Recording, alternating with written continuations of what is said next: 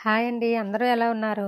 Sunday బాగా enjoy చేసి లేదా ఫుల్‌గా రెస్ట్ తీసుకొని, మండే మార్నింగ్ నుంచి పిల్లలకి క్యారేజీలు కట్టడం, అలాగే డ్యూటీకెళ్ళేవాళ్ళు డ్యూటీకెళ్ళడం, మళ్ళీ రెడ్డొచ్చి మొదలెట్టిందిరా బాబు అనుకోకుండా, ఈరోజు మనం ఏ పని చేయాలనుకుంటున్నామో ముందు రోజే అంటే మనం సండే రోజే దానికి సంబంధించినవన్నీ రెడీ చేసుకొని, మన పని ఈజీగా చేసుకోవచ్చు.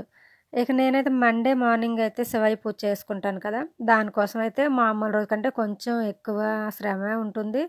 అలాగే కొంచెం ఎర్లీగా కూడా లెగాల్సొచ్చింది. ఇంకా ఎర్లీగా అంటే 5 కంటే ముందే లేచి ఇల్లు వాకిలన్నీ తుడుచుకున్నాను నేను. అలాగే సమయం కూడా ఎక్కువే పడుతుంది పూజంతా పూర్తయ్యేసరికి. ఎర్లీ మార్నింగే లేచి ఇల్లు వాకిలన్నీ తుడుచుకొని గుమ్మం ముందు ముగ్గు పెట్టుకున్నాను. బయట వాకిట్లో ముగ్గు పెట్టుకోవడానికి మాకు అవ్వట్లేదిప్పుడు. ఇంక నేను స్నానం చేసి పాపను కూడా లేపాను. తనకు వేడి నీళ్ళలో తేనె కలిపేసి తాగడానికిచ్చాను. ఇంక పొద్దున్న లేవగానే మంచినీళ్ళు తాగడం అలవాటనేది చాలా మంచిదండి. అది ఏ నీరైనా పర్వాలేదు. కొద్దిగా వేడి నీళ్ళు తాగాలి. మా వారైతే మాకంటే ముందే లేచి డాబా మీదకి వాకింగ్‌కెళ్ళిపోయారు. తను కిందకొచ్చేసరికి టీ పెట్టేసుకొని ఇద్దరం కూడా అలా కూర్చొని టీ తాగేసాము.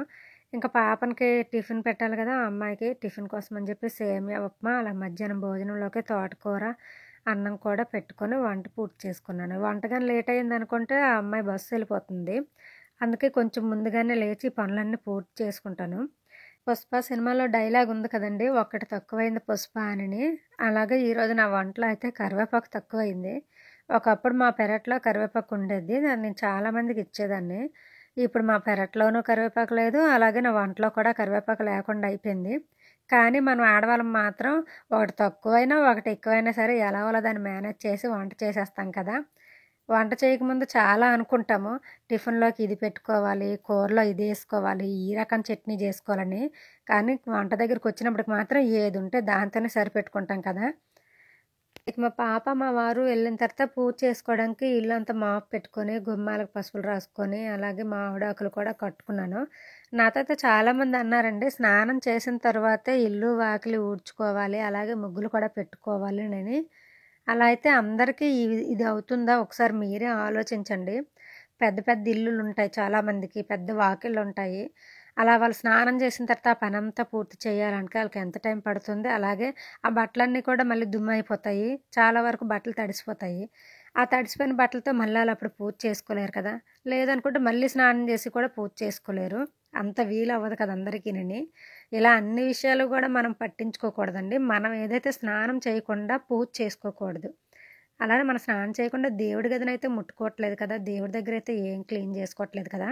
ఆ విషయం అయితే గుర్తుంచుకోవాలి. వీలైన వాళ్ళు చేసుకుంటే చేసుకోవచ్చు గానీ, అందరూ చేసుకోవాలంటే చేసుకోలేరు కదా!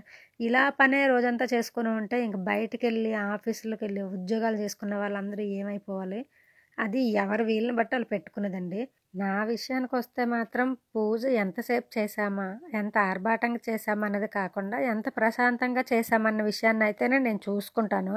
అది కూడా సోమవారం శివయ్య పూజైతే చేసుకుంటాను. అది వీలుని బట్టి ఒక్కొక్కసారి నాకు ఆఫీస్‌లో పొద్దున్నే అంటే ఎర్లీ మార్నింగే ఆఫీస్‌కెళ్ళవలసిన పనొచ్చిందనుకోండి, ఆ రోజు దీపం మాత్రమే పెట్టుకుంటాను. పూజ కూడా చేసుకోలేను. ఏదైనా మన వీలు బట్టే చేసుకోగలగాలి. ఇలా ఇదంతా చేసుకొని నేను గుడికెళ్ళేసరికి 12 అయిపోయింది ఈరోజైతే. ఇక్కడ మీకు చూపిస్తున్నాను కదండీ! స్వామివారికి అంటే శివయ్యకి భస్మంతో అభిషేకం చేస్తారు. పొద్దున్న 4 గంటల నుంచి అభిషేకం చేస్తారు ఆయనకి. సాయంత్రం ఆ స్వామివారిది పల్లకి ఊరేగింపు కూడా ఉంటుంది.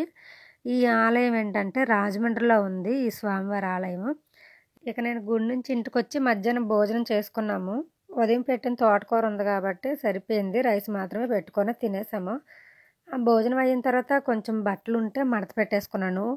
3 గంటలకు మాకు మీటింగ్ ఉందని చెప్పి 3 గంటలకు వెళ్తే 5:30 అయింది మళ్ళీ తిరిగి ఇంటికొచ్చేసరికి. ఆ తర్వాత మళ్ళీ సాయంత్రం అంతా ఇల్లంతా ఊడ్చేసుకొని దీపం పెట్టుకున్నాను.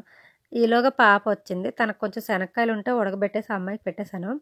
కాకపోతే ఈరోజంతా అయితే ఇలా గడిచిపోయింది. ఇంక నైట్ డిన్నర్‌లో అంతా మామూలే కదా! అలాగనే ఈరోజు పూర్తిగా వర్క్ లేకుండా లేదు. అలాగే పూర్తిగా ఖాళీగా కూడా లేను. ఈరోజైతే మండే రోజైతే నాకు ఈ విధంగా గడిచిందండి.